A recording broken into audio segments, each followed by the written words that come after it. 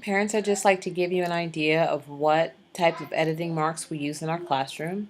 As you can see here, we have marks to remove things that don't belong, a delete mark, to add a period when the period is missing. These three lines are used underneath lowercase words or letters that need to be capitalized.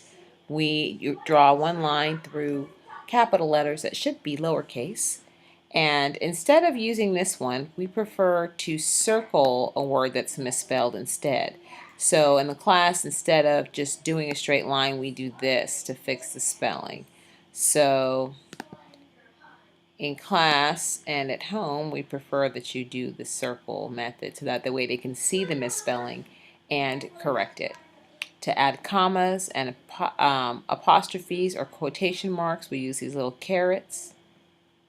Okay, and then at the bottom also, if you want to add punctuation where something is missing or word missing, or to underline something. So that just gives you an idea of the marks that we use. And here's an example of how we do the 4-color editing. So the first time they read through it, they're looking for any punctuation mistakes, and they're going to use the color red to find those. What would your mother say if you took worms to bed?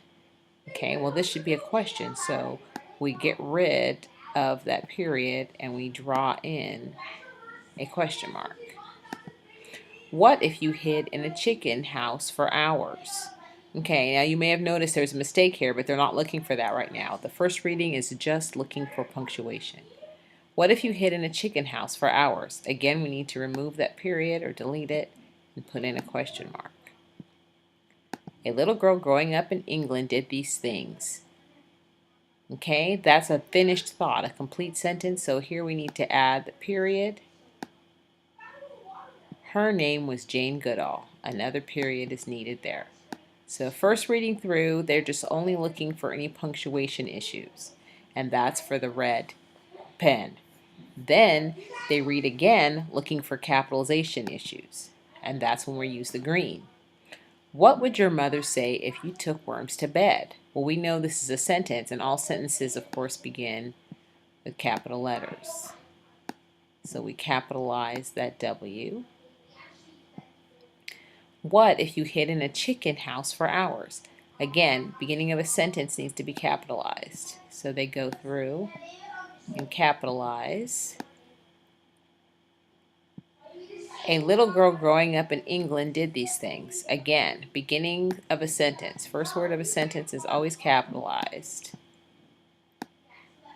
And we have a proper noun here in England, so that also needs to be capitalized because proper names need capitalization.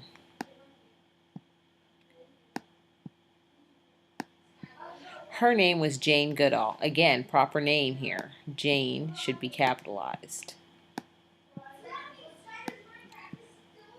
And then finally, third reading, we go through and we look for any spelling errors.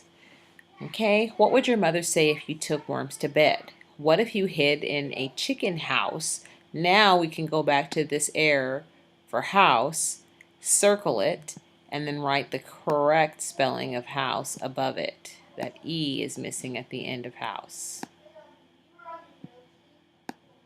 Not easy to write with a mouse. A little girl growing up in England did these things. Her name was Jane Goodall.